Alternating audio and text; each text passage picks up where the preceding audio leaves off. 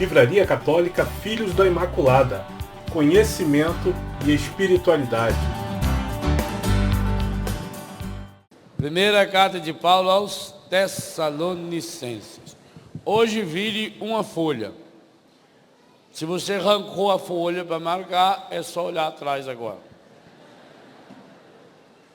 Capítulo 5. Capítulo é o número maior. 5. Mineiro estudando inglês, Nelson. Falou inglês, é o bicho mais burro que tem. Eles escrevem five, fala five e é 5. Capítulo 5, versículos 16 ao 22. 7 passos para a santidade matrimonial. Qual é o tema do acampamento?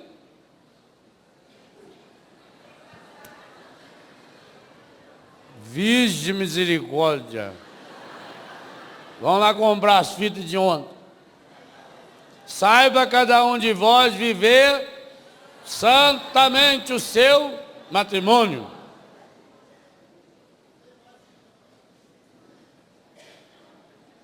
Para isso, hein? Já acabou as fitas? O Eto já deu ordem para reproduzir tudo de novo. Então, hoje nós queremos ver a parte prática dessa história. E aqui, São Paulo nos traz 7 passos, 7 conselhos, muito práticos, para viver a santidade matrimonial. Aquilo que ontem nós víamos no plano teológico, do ponto de vista de Deus, agora nós queremos aplicar ao humano. Versículo 16. Vivei sempre. Só aí já podia parar. Já dá aquele cutucão no outro.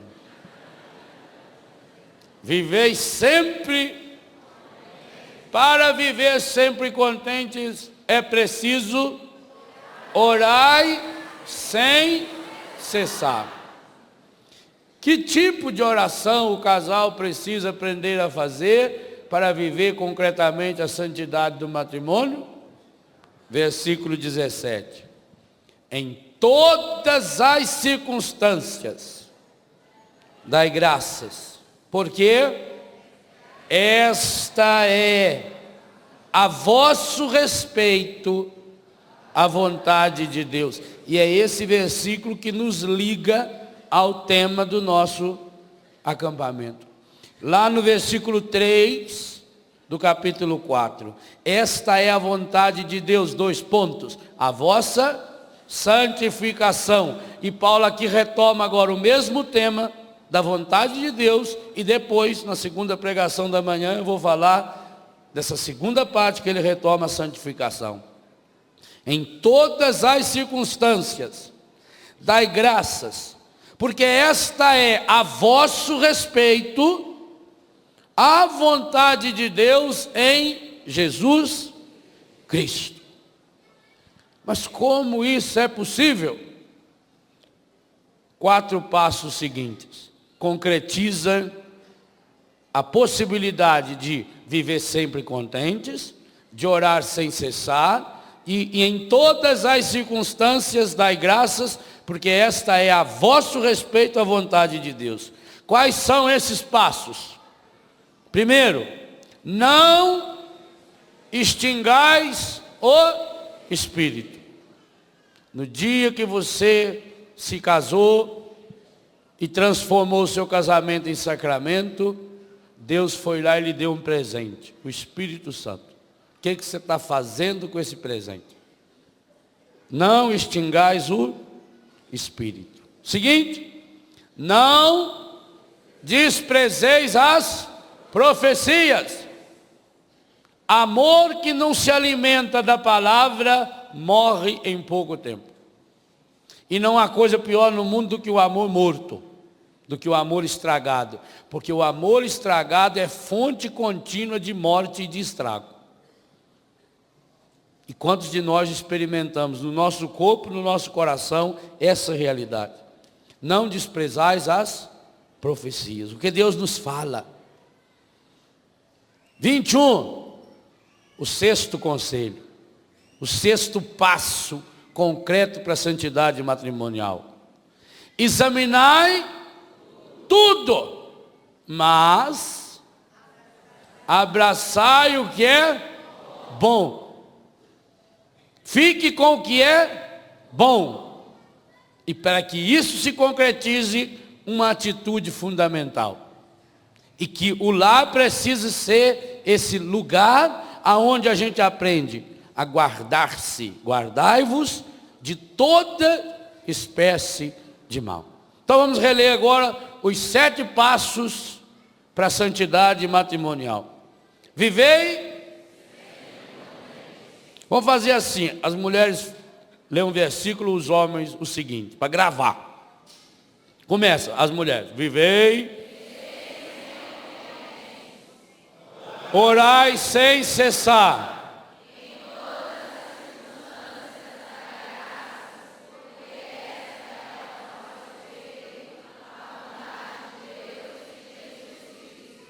Não extingais o espírito. Examinai tudo. Abraçai o que é bom. Palavra do Senhor. O que eu acho espetacular em São Paulo é sempre essa capacidade que ele tem de adaptar o Evangelho, a palavra de Deus, às coisas muito concretas. E penso que nesse acampamento está cada vez mais evidenciado para nós de que a vocação ao matrimônio é divina. O matrimônio é um sacramento instituído por nosso Senhor Jesus Cristo, quando Ele levou o amor humano à condição de sacramento. E sacramento significa que o matrimônio sinaliza para Deus, mas que ele contém o próprio Deus. E nesse sentido, do mesmo jeito que nós ontem adoramos, contemplamos o corpo, sangue, alma e divindade de nosso Senhor Jesus Cristo na Eucaristia, isso precisa ser feito no dia a dia da vida conjugal, da vida matrimonial, da vida sexual. Por isso ontem nós éramos convidados a compreender o nosso corpo, a nossa sexualidade, como um dom de Deus, como uma presença de Deus, como um sinal de Deus, como um presente de Deus, como uma graça especial de Deus. E tudo isso consumamos no dia de ontem, na Eucaristia, onde recebemos o Senhor em nosso coração e fomos convidados a não parar de tirar água daquele poço. Mesmo se o poço estivesse seco, mesmo se estivesse cheio de barro, mesmo se estivesse cheio de sujeira, de detritos e outras coisas que já foram jogadas ali dentro. E por isso encerramos o nosso dia contemplando o Senhor e permitindo que Ele nos curasse. Hoje nós queremos olhar para essa realidade linda, espiritual, teológica, mas que se realiza no concreto do dia a dia da vida. E isso é o mais bonito ainda do sacramento do matrimônio. Isso não diminui essa vocação, muito pelo contrário, a torna ainda muito mais necessária, absolutamente necessária. Então o que São Paulo está nos ensinando, e por isso essa ligação do capítulo 5 com o capítulo 4, no versículo 3 e aqui a partir do versículo 16. É que nós precisamos no concreto fazer a nossa parte, a parte humana. Gente, Deus jamais substitui o humano. Há uma coisa espetacular na teologia católica. Depois que Deus criou o homem e a mulher, grave bem o que eu vou falar. Depois que Deus criou o homem e a mulher, Gênesis capítulo 1, versículo 26.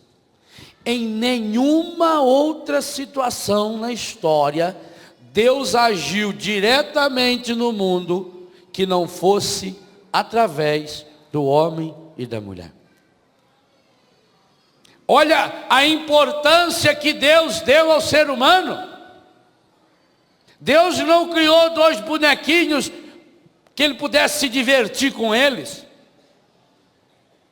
Até a hora de criar o ser humano, inclusive me criar e criar você no seio de nossa mãe, houve uma intervenção direta de Deus. Deus pôs a mão. Já refletimos sobre isso em acampamentos anteriores, e no meu livro Rezando a Vida há um capítulo especial sobre isso.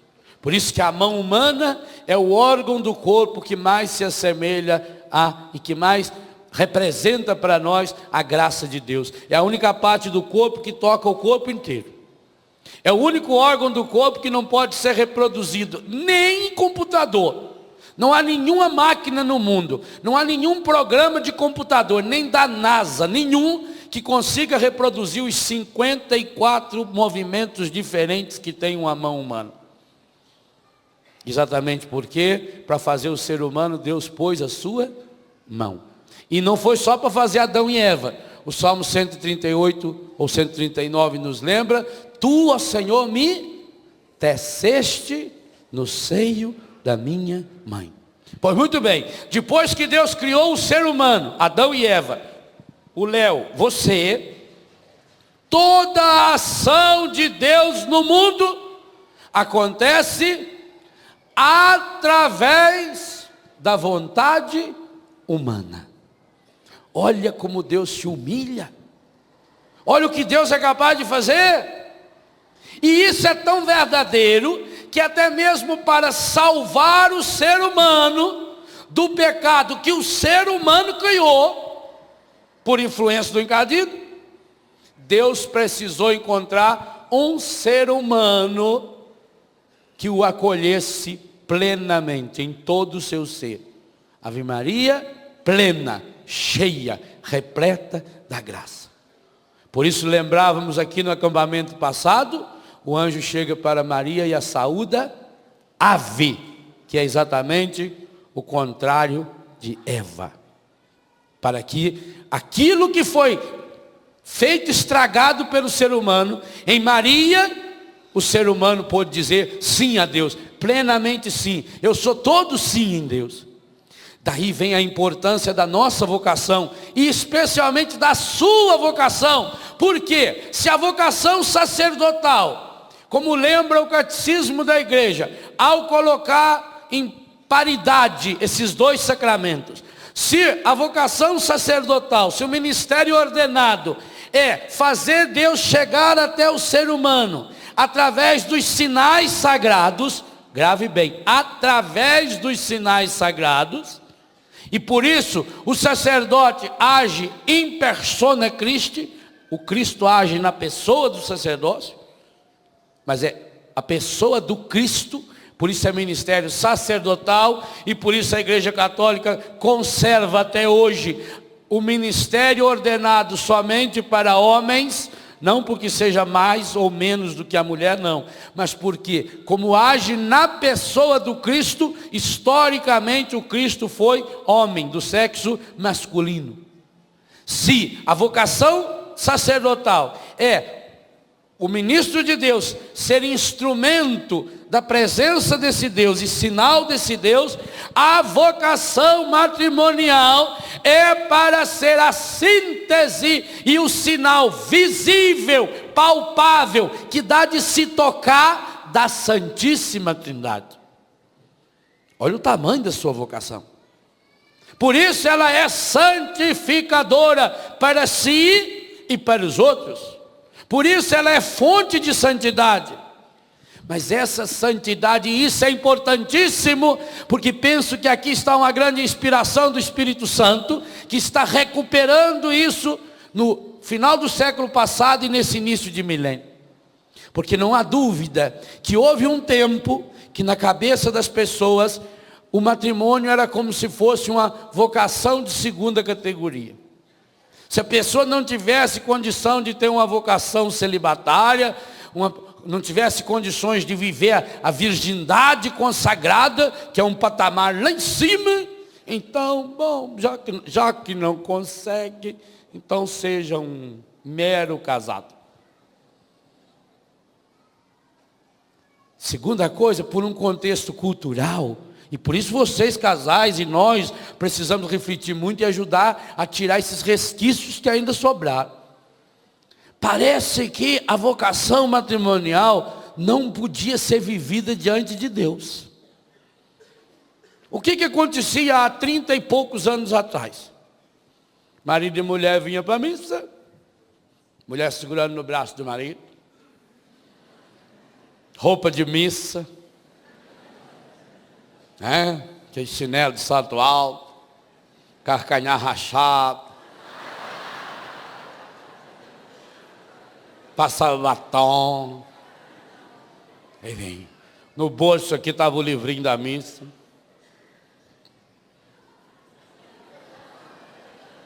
os 15 vinham na frente ou atrás, entrava dentro da igreja. A gente não foi cristão, era muito bonito, que fazia assim. Era quase um galeinho.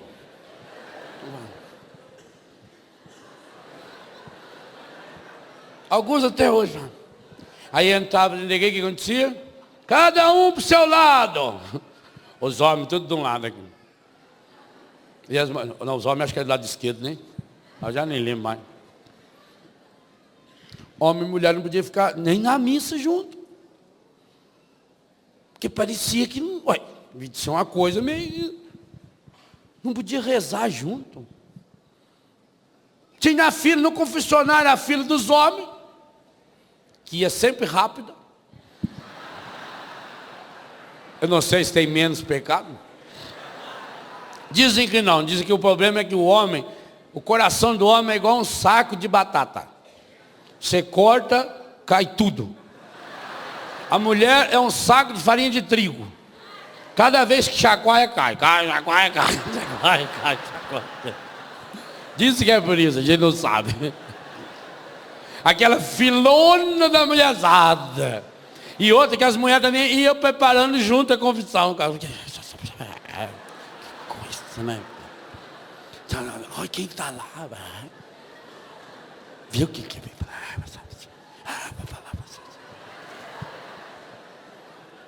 Então não combinava. Separado dentro da igreja. E só faz 30 e poucos anos, gente. E o mundo, quanta evolução teve. Por isso que eu vejo como uma inspiração de Deus. Vejam, eu estou falando em datas, eu não sei se a data está certa aqui. Estou falando o que eu lembro, porque eu era moleque. Mas observe que, na grande virada de tudo isso, o pós-concílio Vaticano II, é onde começam a surgir as comunidades, estilo Canção Nova, aí para 26 anos, aonde os fundadores receberam de Deus a inspiração de que era possível homem e mulher vivendo em santidade, em sintonia, em harmonia. Onde era possível casais se consagrarem a Deus. Jovens consagrados, como nós ouvimos ontem, testemunho maravilhoso de Nelsinho e Márcia, que aliás algumas coisas aí não foram bem verdade, que eu deveria estar aqui para corrigi-lo.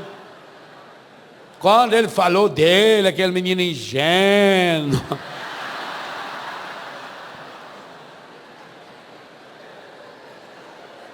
O Nelsinho tinha uma média diária de 18 namoradas.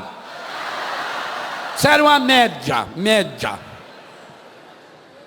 A salvação desse homem é amar. Salvação. Que ele era na época o vigário paroquial de Piquete. Mas isso fazem. Leão 13 era moleque. Isso faz. Secularam. Mas veja, a inspiração que os fundadores tiveram, e aí sai um rapaz lá do Piquete, e a menina de São Paulo, e por causa de uma missão se encontram. E assim, quantos aconteceram? O Ricardo que sai lá de Fortaleza e encontra aqui de Resende, de Volta Redonda, essa região toda. Perceberam? Quer dizer, a igreja começou a descobrir e o Espírito Santo foi chamando homens e mulheres. Isso aconteceu aqui no Brasil com a Shalom, com a Canção Nova e tantas outras. Hoje, graças a Deus, a minha comunidade também tem casais maravilhosos que estão descobrindo a vocação. Alguns deles, 2 deles estão aqui conosco. Começou-se a perceber que é possível viver essa vocação, que o matrimônio é uma vocação tão linda e que, graças a Deus, no catecismo está equiparada, apresentada no mesmo capítulo da vocação sacerdotal. Pois hoje eu penso que o Espírito está nos dando um passo a mais, muito importante, que essa vocação linda e maravilhosa, que ela precisa ser vivida de modo humano.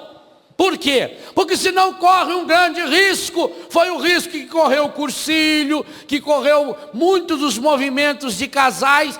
Gente, os movimentos de casais na igreja, e muitos deles continuam, é a grande inspiração, um grande pedido do Espírito Santo para a redenção da família. Agora, como eu falei ontem, o encardido sempre tem suas flechas voltadas para destruir o matrimônio e para destruir esses movimentos, e muitos deles destruíram exatamente por isso, porque criou uma ideia do matrimônio, uma ideia espiritualista do matrimônio.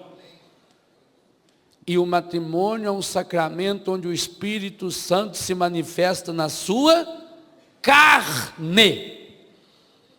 Vou ser mais explícito: no seu pênis, na vagina, no útero, no calo da mão, ou do joelho, como lembrava o Padre Jonas ontem. É no meu corpo. Por isso aquela frase revolucionária de São Paulo, em 1 Coríntios 6,20, que eu lembrei ontem: glorificai, pois, a Deus no vosso corpo. Corpo como manifestação da glória de Deus. Se você pensar isso no contexto do Evangelho de São João só fala 3 vezes nessa manifestação da glória de Deus. Quando o Verbo de Deus se fez carne e habitou entre nós, manifestou a sua glória.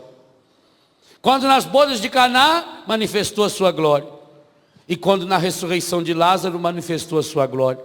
Olha, se olharmos nisso e pensarmos que São Paulo entendia muito bem essa teologia da glorificação, da glória de Deus, porque ele nos lembrava bem na carta aos Romanos: todos os pecados estão privados da glória de Deus. Quando nós vivemos no pecado, nós não refletimos essa glória. Então como é que a Bíblia manda eu glorificar, ou seja, manifestar a glória de Deus no meu corpo? São situações concretas, situações do dia a dia, que precisa ser iluminada pela graça de Deus.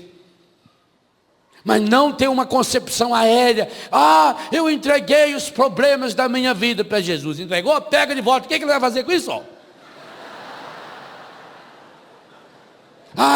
Eu já entreguei o meu marido a Jesus. Mas Jesus tinha entregado antes para você. Não devolva coisa incompleta. Não é a hora ainda da devolução. Haverá esse momento. Haverá o momento da cobrança. Para saber, você frutificou seus talentos? No matrimônio ele vai fazer essa pergunta. Frutificou, fez crescer, cresceu e multiplicou, dominou, refletiu a glória de Deus, glorificou Deus no seu corpo. Mas é uma vocação para ser vivida no concreto do dia a dia. Por isso, gente, que coisa espetacular. São Paulo começa a falar de situações do dia a dia. Vivei sempre contentes. Sabe por que esse é o primeiro grande conselho que eu pensei aí desse texto? Porque essa é a causa número 1 das separações, dos desquites, dos divórcios. É a causa número 1 das mágoas, dos ressentimentos, que por sua vez provoca cânceres e tantas outras formas e espécies de doenças. Vivei sempre contente é no mesmo contexto que nos fala o autor do Eclesiástico no capítulo 30. Mande a tristeza embora do seu coração, porque ela já matou muita gente. A tristeza envelhece. Você tem que cultivar a alegria. Ele não fala, seja contente de vez em quando. Ele diz, vivei. Viver e não só ser. E não só estar um momentinho contente. É quase que aquilo que Jesus fala para Zaqueu. Eu preciso ficar na sua casa. Eu não preciso visitar a sua casa. Senão eu vou lá e logo já saio. Eu quero ficar. Eu quero permanecer. Permanecer em mim e eu permanecerei em vós. Digo-vos essas coisas, João 15, verso 9 a 11. Para que a minha alegria esteja em vós e a vossa alegria seja completa. A casa tem que ser, o lar tem que ser, a cama tem que ser o lugar da alegria. Padre, mas isso é impossível, padre. Se o senhor fosse casado com a minha mulher, eu queria ver se o senhor estava falando esse negócio. E a mulher fala, padre, queria ver o senhor com o meu marido uma semana. Repetir esse verso. Não preciso conviver nem com seu marido, nem com sua mulher. Sabe por quê? Eu convivo comigo. E eu não sei como é que alguém consegue conviver comigo determinados dias. Porque tem dia que eu tenho raiva da minha cara. Tem dia que eu levanto com a pá virada. Sai fogo pelas ventas, não sei por quê. Por que será que tem dia que você levanta e você está péssimo? Você não sabe. Então, como é que eu vou viver sempre contente se tem dia que eu estou triste? Se tem dia que eu estou amargurado? Se tem dia que eu estou aperreado? Se tem dia que eu estou com raiva? Como viver sempre contente? Orai sem cessar. Está vendo? Transforma em oração. Oh meu Deus, não sei por que eu estou assim hoje. É aquele dia que a gente sai, pega uma foice, vai para o meio do mato, e você corta tudo, você corta as perobas de 15 metros de diâmetro numa foiçada. Sai da frente. Porque eu estou com muito problema. Eu queria ver você numa situação igual a minha, como é que você ia reagir? Mas a gente tem que ser besta, você não tem que se comparar com ninguém. A situação pode ser a mesma, a reação ser diferente. Faça a experiência em casa. A senhora chega em casa hoje de tarde, hoje de noite, amanhã cedo. Só põe 3 panelas no fogo. 3 panelinhas. Com meio litro de água dentro. Mas tem que fazer uma experiência ao mesmo tempo. Ligar. Hoje é fácil, que é só apertar. O fogão atende sozinho. Uma vez estava eu e o padre João Batista. Nós ficamos na casa da minha irmã lá em São Paulo. Nós ia viajar, vamos fazer uma jantinha para nós. Para economizar na viagem. Fomos lá, arrumamos tudo, abrimos a geladeira. Tinha uns bifão lá. Beleza. Na hora que fomos fazer, nós não conseguimos acender o fogo. Não achava, gente. Porque tinha que dar uma empurradinha depois no botão. Pegar sozinho aqui. A casa fedia gás. Nós riscava foto para tudo quanto é lado. Burro sofre. Mas burro nasceu para sofrer mesmo. Então hoje é fácil. Você põe 3 cacelorinhas. Ou se não, 3 cadeirãozinhos. Com meio litro de água no seu fogão. Nos 3 a mesma quantidade de água. No primeiro cadeirãozinho você coloca uma batata. Uma batata. No segundo cadeirãozinho você coloca um ovo. No terceiro cadeirãozinho você coloca uma colher de açúcar ou de pó de café. E deixa cozinhar 15 minutos. Cozinharam na mesma água, igual, o mesmo tempo. E depois de 15 minutos, desliga, tira a batata. O que aconteceu com ela? Ela está molinha. Ela entrou dura, fria. Ela está mole. Você ainda passa a colher assim, tira a casca, já maceta aquilo lá assim com o garfo. Já faz um pirê. Hã? É bom aquilo. Batata é uma beleza. Senão põe açúcar, maceta, vira um docinho. Já. O fogo pegou a batata que era dura, fria, e deixou ela mole. Ela que era firme e resistente, ficou mole. E o ovo? O ovo que era fraquinho, mole, ele ficou duro. Cozido.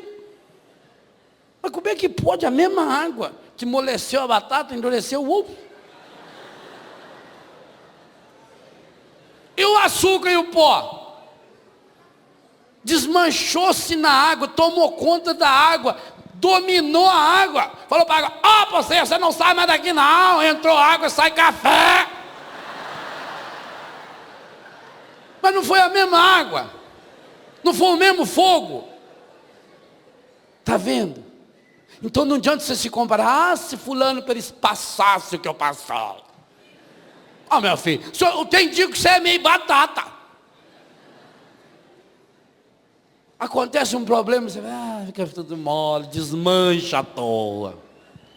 Tem dia que você é ovo. Você está naquela fragilidade, uma casquinha de nada. Mas aquela casquinha acaba... Aliás, uma das pesquisas que eu tenho feito é essa.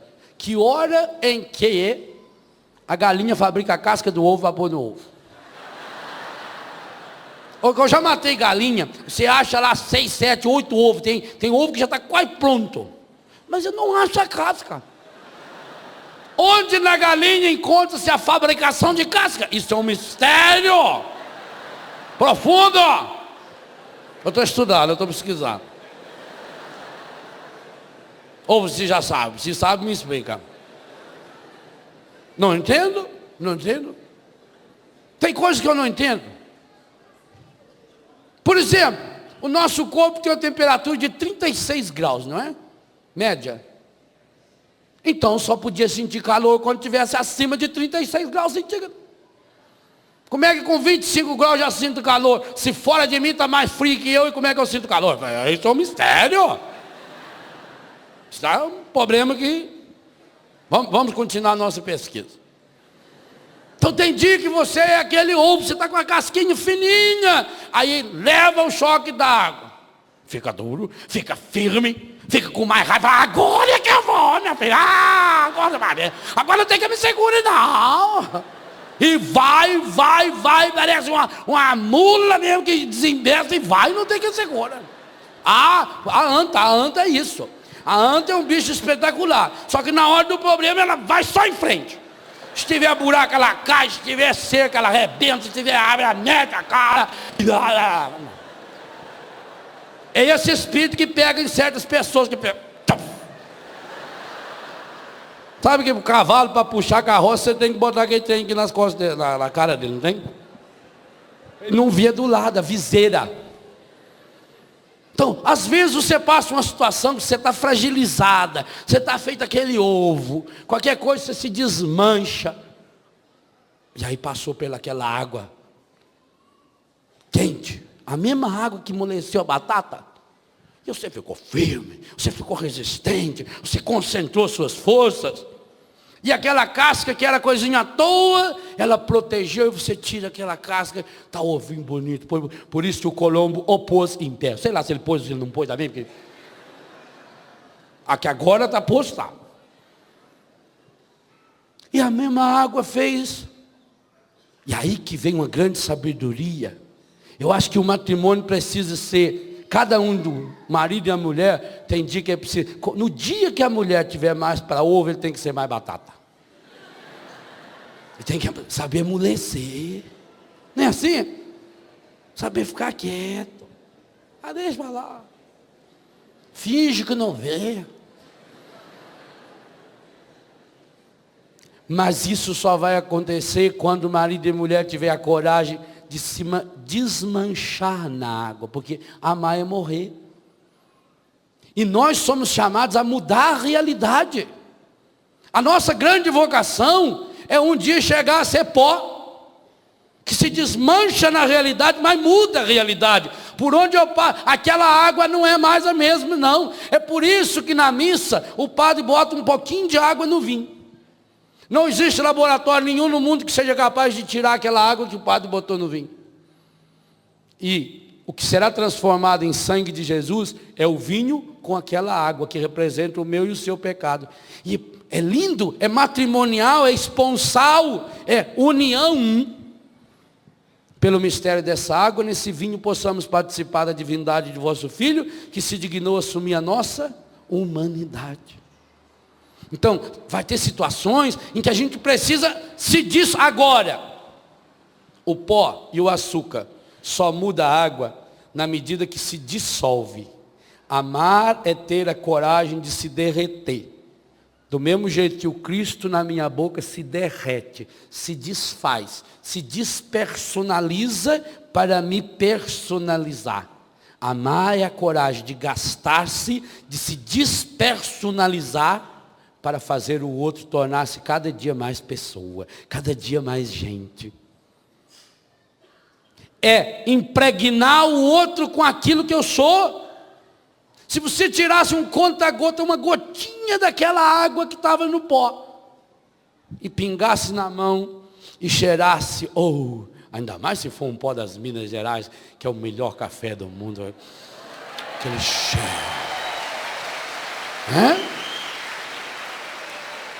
A menor gotinha estaria impregnada daquele cheiro maravilhoso. Quer ver se era lá em casa, que mamãe ficava lá girando aquele negócio lá assim, o torrador de café, coitado, que ficava suando, e aí não podia nem se abanar, porque não podia deixar a janela aberta, porque tinha medo de virar a cara, né? Dava congestão na pessoa, dava problema na cabeça da pessoa. Então trancava a casa inteirinha para não pegar vento e ficava ali, e não pode parar, não fica, que você parar assim, queima o café. Hoje em dia, você compra nesse café, vem no vidrinho, aquilo tem nome de café, tem cheiro de café, tem cor de café e gosto de porcaria. Gosto de café não tem. Então você fica, que café bom, que café de primeira. Não que esse café é feito com uma mistura de paia, de não sei quantas coisas. Esses dias fizeram no televisão aí, examinaram 10 marcas de café, acharam bosta em todas elas. Eles não falam bosta na televisão, eles falam coliforme fecal. Igual a cultura do Nelson Gamassa ali. Coliforme fecal. Você é bosta. Acharam isso no café. Aí você está bebendo. Nossa, que delícia. Que aroma, né? Esse é bom, é um aroma com... Depois você vai sentindo aquele aroma, aquilo vai... A mesma água que amoleceu a batata, endureceu o ovo e desmanchou o café, mas não foi mais a mesma. Viveis sempre contentes? Orai sem cessar. Em todas as circunstâncias dai... Inclusive e especialmente aprender a dar graças a Deus nas situações difíceis. Sabe por quê, gente? Todos nós gostamos da alegria. Todos nós gostamos de festa. Mas se você observar bem, você de fato aprendeu a ser gente quando você ultrapassou os momentos mais difíceis. Quando é que você descobriu que era amado? Encontre uma pessoa deprimida, encontre uma pessoa dependente química, encontre uma pessoa débil mental, e todas elas vão falar a mesma coisa. Passei por uma terrível experiência de perda. Padre, minha vida era tão boa. Aí perdi meu filho de 8 anos e me revoltei. Perdi minha mulher, perdi meu marido, perdi o emprego. Mas deixe de ser besta. Sabe por quê? Você vai perder mesmo tudo que você tem. Prepara para perder. Viva intensamente hoje, porque você vai perder. Você vai perder o emprego que você tem. Você vai perder essa mulher que você tem. Não sei se isso é motivo de alegria ou de tristeza. Você vai perder a sogra. Você vai perder o marido. Você vai perder a saúde. Você vai perder os seus amigos. Vai perder esse corpo. Vai perder essa vida. E o único jeito de você não perder nada e nem ninguém é guardar essa pessoa e essas coisas no coração de Jesus. Único jeito de não perder. Não tem outro jeito. Tudo que eu guardar fora do coração de Jesus, ou tudo que eu não puder guardar no coração de Jesus, eu vou perder. Prepara para a experiência da perda. A experiência da perda nos faz fortes. É o vento que faz a árvore ficar forte. Que coisa fantástica que Jesus disse que nós somos galhos e Ele é uma videira. Por que será que Jesus se comparou com uma árvore? Você já observou que na natureza a árvore é o ser vivo mais longevo? Eu já tive a graça de ver duas árvores que, segundo os cientistas, têm mais de 2.500 anos. O sicômoro, que está lá em Jericó, possivelmente aonde Zaqueu subiu, e algumas oliveiras que tem no Jardim das Oliveiras, no Getsemane, em Jerusalém. A ciência diz que tem mais de 2.500 anos. Qual é outro ser vivo que vive tanto tempo? Por que o mogno é uma madeira tão importante? Porque uma árvore, para virar um mogno de primeira, leva mais ou menos 400 anos. 400 anos. Toda madeira boa de lei, no mínimo 30, 40, 50 anos. O sujeito comprou um sítio caríssimo, porque lá tinha uma árvore que a ciência supunha que já tivesse mais ou menos 525 anos. Daí uns dias o cara mandou publicar no jornal: é verdade, a árvore realmente tinha 525 anos. E como é que o senhor chegou a essa certeza? Eu cortei e fui contando cada nozinho. É uma árvore preciosíssima. Nós fazemos isso. Esse povo búlgaro é terrível. O sotaque búlgaro, às vezes o sotaque búlgaro, ele é um pouquinho diferente, mais difícil mesmo. Você não vê o Papa quando ele fala em búlgaro, ele muda também o jeito de falar. Aí cortou a árvore. Então, a árvore, ela leva tempo para crescer. Quanto mais vento ela pegar, mais forte ela fica. Mais resistente ela fica. Agora, mato cresce no instantinho. Você é chamado a ser galho de uma árvore que é Jesus. Portanto, o amor vai crescendo aos poucos, dia a dia. Cada circunstância da sua vida, tenha certeza, por mais dolorosa que ela foi, ela fez você crescer um pouquinho. Depende como é que você se comportou. Como uma batata, como um ovo ou como o pó do café. Você se derreteu todo? Você ficou fragilizada. Ai, eu estou muito fragilizada. Ai, eu preciso agora de opção de remédio, eu preciso de opção disso, eu preciso daquilo, porque foi muito forte o fogo amoleceu. Ah, se você passasse o que eu passei. Fosse contar a minha vida para o Senhor, dava um livro. Não escreve esse livro que eu não quero ler. Ah, livrinho chato, livrinho ruim. Livrinho feio. Outra pessoa passou pela mesma situação e aquilo fortaleceu a pessoa. Ela virou um ovo. A casca ela perdeu. E graças a Deus, louvado seja Deus, quanto mais condições a gente tiver de perder a casca. Porque o mundo não gosta da gente. O mundo gosta da casca que a gente tem. Gente, o matrimônio, a casa, tinha que ser o lugar aonde eu pudesse viver sem casca, sem máscara. No dia, não só a máscara física, no dia em que o seu quarto, a sua cama, for o lugar que você puder ficar pelado, sem roupa, mas sem máscara no seu coração, você deu o primeiro passo para se tornar a pessoa mais feliz desse mundo. Porque amar é eu poder dizer tudo o que eu penso para a pessoa amada, mas é também eu poder falar sem pensar. Do mesmo jeito que eu posso falar tudo que eu penso, eu posso falar sem pensar. Eu posso mostrar quem eu sou assim. Agora a gente vai vivendo nesse fingimento para agradar a sociedade. Eu sou um ovinho, mais importante é guardar a minha casca. Não, passe pelo fogo, perca a casca. Mas o ovo fica firme, fica resistente. E para em pé. É o único jeito de fazer ele parar em pé. Senão ele se desmancha todo. Então a gente precisa perder essa casca. A batata que tinha uma casca que parecia que era muito resistente, bastou 10 ou 15 minutos de fervura e ela descobriu quem era ela. Fraquinha, mole. Mas também, para mim que sou duro, que tenho um coração duro, aí eu preciso ser batata. Tem dia que eu preciso ser batata. Você fala, é batata isso aí.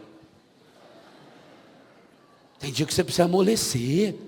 Tem gente que vai apanhar muito na vida ainda, porque a vida só tem uma lei, ou você aprende ou você aprende. Não aprendeu ainda? Pode ficar sossegado, vai aprender, vai. Ai, Padre Deus, será possível que eu já sofri tanto, vou sofrer mais? Vai. O sofrimento fez você melhorar? Se não melhorou, vai sofrer mais. Porque quanto mais duro o ferro, mais fogo você tem que ter nele, mais martelada. Vai martelada, vai martelada. É a martelada e o fogo que modela o ferro, que faz a chapa boa para a faca, para a espada. Então, nós vamos aprender aí. A situação que eu passei, seja essa situação que eu estou, por mais absurdo que pareça. O dia que eu tiver coragem de dizer, muito obrigado, Senhor, porque eu tenho esse câncer. Muito obrigado, Senhor, porque eu perdi meu filho. Muito obrigado, Senhor, porque eu perdi minha mulher, perdi meu marido, perdi minha saúde. Esse é um passo fundamental para que a gente realize essa cura contínua, constante. E no matrimônio, queira ou não queira, isso vai acontecer. Quanto mais você tentar evitar, pior. Porque o sofrimento vem. Tem um problema? Resolva-o. Quantos pais hoje estão colhendo frutos de problema que não resolveu na hora que tinha que resolver? Porque na hora que a professora falou que o menino tinha feito uma coisa errada, a mãe foi lá e brigou com a professora. Porque não, filho meu não. Se o filho meu tira nota boa, parabéns para ele. Se ele tirou nota ruim, a professora não presta. Não, meu filho não, imagina. Padre, eu não sei aonde que meu filho aprendeu a falar palavrão. Lá em casa ele nunca escutou, nunca. Isso é coisa da rua. E outra coisa, ele fica tão pouco na rua. Ele não fica nem 10 minutos por dia na rua. Ele passa o dia inteiro comigo. Eu falei, então a senhora está precisando fazer uma reciclagem pedagógica. Porque se ele passa o dia inteiro com a senhora e não aprende o que a senhora fala, e em 10 minutos na rua ele aprende o que a rua fala, alguma coisa deve estar errada. Mas é tão difícil a gente reconhecer que o problema está na gente e não na água. O que amolece não é a água que amolece a batata endurece o ovo e derrete o pó. Percebe? Viver contente significa isso. Mas eu estou aprendendo. Se eu não aprendi ainda, eu vou aprender. Tem um problema hoje? Corrija. Não ponha panos quentes, não tape sol com a peneira. Vai atrás de quem pode ajudar você. Você está percebendo que o comportamento do seu filho, da sua filha, tem mentira? Quanta gente já cometeu injustiça, mandou a empregada embora acusando que ela roubou. e mais tarde teve que ir, quem sabe, pedir até para aquela mesma moça que foi humilhada na sua casa para rezar pelo seu filho, porque o estágio que ele já estava avançado na droga era grande. E ele estava começando a roubar lá com 12, 13 anos. Mas não é meu filho, imagina. Meu filho não tem esse problema não. Sabe qual é a diferença de maconheiro e dependente químico? Maconheiro é quando é o filho da vizinha. Dependente químico é quando é meu filho. Meu filho tem um problema, ele é dependente químico. É a mesma diferença de homossexual e bicha. De ladrão e cleptomaníaco. Se é na minha família, é um problema de cleptomania. É um desequilíbrio. Se é o outro, é safadeza. Não. Eu aprendo com os problemas, ou eu vou ter que passar por situações mais difíceis, porque eu sou galho de uma árvore, e a árvore cresce vagarosamente, e cresce em silêncio. O bonito da árvore é isso, ela cresce em silêncio. Ela sabe interpretar o tempo. Começou a esfriar, ela deixa cair todas as suas folhas. Ela recolhe a seiva, ela vai proteger a raiz, para não morrer. Ela deixa passar, ela não cata as folhas que caíram. Ela aproveita que aquelas folhas ainda fazem uma manta, para que o solo fica quentinho. E aí vem as bestas, vai lá e varre aquilo tudo, que é aquele interior. Depois a árvore morre, não sei porque que morreu, não sei o que. Deixa, ela derrubou a folha no chão, é porque ela precisa daquela folha no chão. Assim tem que acontecer com a sua vida e com a minha vida. A época na nossa vida que a gente precisa perder as folhas. É a época de um recolhimento maior. É a época que a gente vai fazer uma reavaliação da nossa história, da nossa caminhada. Por isso, e eu vou trabalhar esse tema na segunda pregação, o casal precisa cultivar intimidade. Precisa ter momentos privilegiados de sacrário, aonde ele se encontra, aonde ele se fecha, não no sentido de se isolar, mas de se guardar. O que está escrito na palavra? Examinai tudo, abraçai o que é. Põe isso aqui na prática do dia a dia do seu matrimônio. O que nós fazemos, nós examinamos tudo e guardamos o que é ruim. Nós vamos continuar essa conversa daqui a pouco. Essa é a grande causa que leva os casais a dissolver uma relação maravilhosa, porque esquece desse aspecto humano. Então vamos voltar para os nossos 3 versículos iniciais. Se nós queremos viver essa vocação de santidade matrimonial, primeira coisa a fazer, viver sempre contente. Ninguém consegue viver sempre contente. Há dias em que você está numa situação difícil, e o que fazer então nesses dias? Orai sem cessar. Em todas as circunstâncias, dai graças. É fácil essa experiência? É se você tiver uma meta.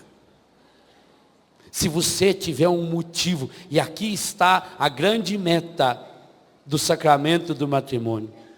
O sacramento do matrimônio deveria ser a certeza de que alguém me ama por aquilo que eu verdadeiramente sou. As pessoas na sociedade, elas não amam você. Elas não me amam. Eu tenho que deixar de ser besta, acreditar nisso. O que faz a gente ser infeliz é a gente achar que tanta gente gosta da gente. As pessoas amam a imagem que tem da gente. Por isso que tem uma porção de coisa da nossa vida que a gente não pode falar para as pessoas. Porque as pessoas, meu Deus, fiquei tão decepcionado. Soube o que aconteceu com fulano. Que coisa, né? Eu até já desconfiava, sabe, já. Não sei, alguma coisa me dizia. Não é assim? Marido e mulher vão começar a construir céu aqui na terra. Quando você souber, olha, lá no meu trabalho eu tenho que pôr máscara. Tem que falar assim, Senhor, ou para o meu patrão ou para o meu cliente. lá na loja o dia inteiro, que as varizes estão pulsando. Hemorroida está ali acabando com você. Você tá na base só daquele chá de não sei o que da Índia, casca da Índia. Você está terrível. Aí chega a pessoa terrível. Queria ver um sapato. Ah, foi não. Você desce 15 caixas. Agacha lá. Problema na coluna sua. Você está lá pondo naquele pé. Às vezes sobe aquele arzinho. E a velha olha e fala, não sei. Parece que esse ficou bom. Não, ficou linda. Foi feito para a senhora. Essa joanete, inclusive, que a senhora tem aí, isso aí, o modelo dessa sandália é para isso. É para a pessoa que tem esse dedo medonho que a senhora tem. Assim. Você pode falar a verdade. Ai, ficou lindo. Nossa. Ah, não sei, Bento, não sei, não era isso que eu queria, sabe? Engraçado, parece que não é muito confortável. Não. Ah, bem, eu vou passar outra hora, tá? Ah, tá. Você desculpa, imagina! Que isso? Filho de uma régua, tomara que morre, minha mãe! Eu não posso falar? A gente tem que ser fingido lá fora, não é assim? Senão eu perco meu emprego. Eu tenho que falar, ou pro meu chefe, ou... Você tem que estar, ô doutor, vá graxinha aí, doutor. Aqui não precisa me chamar de doutor, não. Aqui... Você tem que tratar bem. Agora, quem aguenta viver o tempo todo assim? Ninguém. Eu preciso ter uma instância sagrada aonde eu posso mostrar quem eu sou. Gente, e Jesus precisou disso. Isso é fabuloso. Jesus se recolhia em Betânia. Jesus ia para a casa de Pedro em Cafarnaum. Tanto que quando ele começou o ministério, ele mudou de Nazaré para Cafarnaum. Na Galiléia ele vivia em Cafarnaum. Na Judéia ele vivia em Betânia. Em Betânia Jesus podia chegar tarde da noite. São Marcos conta isso. Acho que é no capítulo 11. Tarde da noite Jesus foi para Betânia. Podia chegar a qualquer hora. E, meu Deus do céu, quantas vezes a única coisa que um marido ou uma mulher precisava era isso, era chegar em casa, trancar a porta do seu quarto, tirar a sua roupa, deitar-se esparramado numa cama e chorar.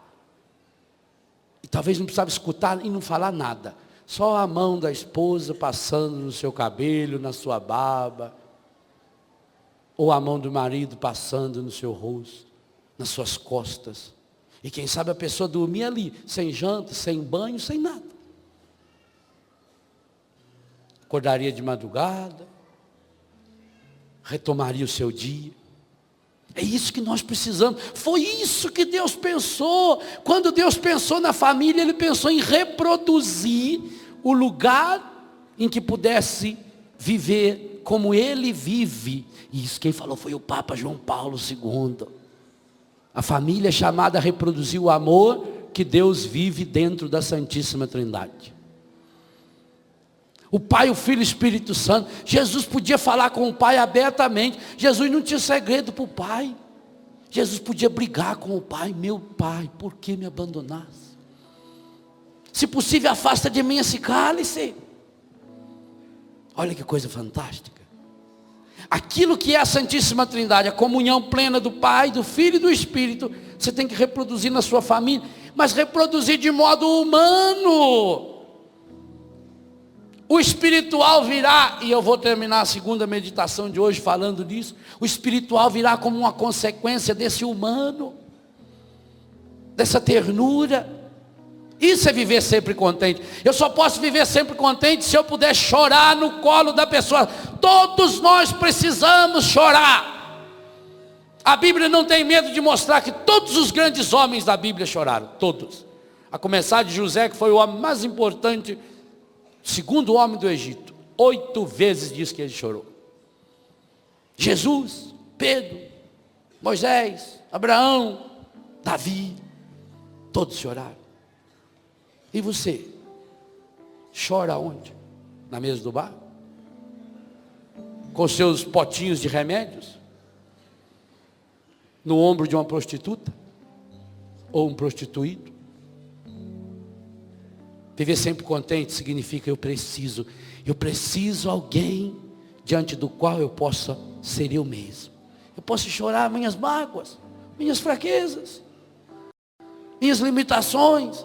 Aqui eu não preciso de terno, aqui eu não preciso de gravata. Na minha casa eu nunca uso klezma, nunca, a não ser se for televisão gravar eu lá. Porque se eu não puder soltar os meus nós, tirar minha gravata, tirar o meu uniforme, a minha batina, o meu klezma, dentro da minha casa, onde eu vou tirar? Onde você vai tirar? Viver sempre contente não significa sorrir sempre. Viver sempre contente significa chorar no lugar certo. Chorar diante da pessoa certa. Chorar diante de um outro que compreende o meu choro. E quantas vezes você está há 10, 20, 30 anos vivendo com uma pessoa, mas não pode chorar diante dela. Não pode chorar com ela. Não pode chorar no colo dela. Não pode chorar no colo dele. E por isso vai perdendo a ternura. E por isso vai perdendo o amor. Ah, isso é triste demais. Quando você tem esse posto que te abastece, que te preenche, que conserta os estragos do dia a dia, que cura as feridas que a vida vai fazendo. Ah, então você chega numa certeza. Há amor em mim. Olha assim. Há amor em mim. Há amor em você. Deus me ama através de você. Deus ama você através de mim. Essa é uma certeza. Feche seus olhos e proclame essa certeza absoluta. Deus está em mim. Há amor dentro de mim, em mim. Amor em mim, amor em ti. Marido e mulher, amor em nós. Família. Eu digo que sim. Mesmo nas situações difíceis. Amor em mim, amor em ti, amor em nós. Eu digo que sim. Mesmo se não te amaram, se com amor não te olharam, Na rua, no trabalho, o Pai sempre te amou e ama. e ama você através de mim. Deus com amor sempre te olhou E quer usar os seus olhos para olhar com amor. Amor em mim, amor em ti, amor em nós. Eu digo que sim. Amor em mim, amor em ti, amor em nós. Eu digo que sim. Livraria Católica Filhos da Imaculada. Conhecimento e espiritualidade.